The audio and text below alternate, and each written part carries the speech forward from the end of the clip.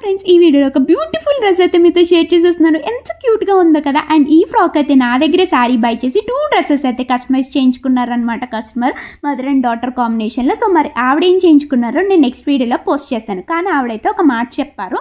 So తక్కువ rate sari కాబట్టి స్టిచ్చింగ్కి ఎక్కువ ప్రైస్ పెట్టాలి అనుకోవట్లేదు.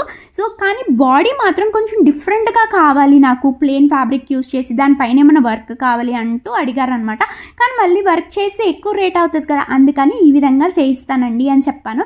సో బార్డర్ని యూస్ చేసి ఈ విధంగా స్టిచ్ చేయించాను. కానీ బ్యాక్ సైడ్ అయితే బీడ్స్ పెట్టించలేదండి, హెయిర్కి అవి పట్టేస్తే ఇబ్బంది అవుతుంది కదా అని.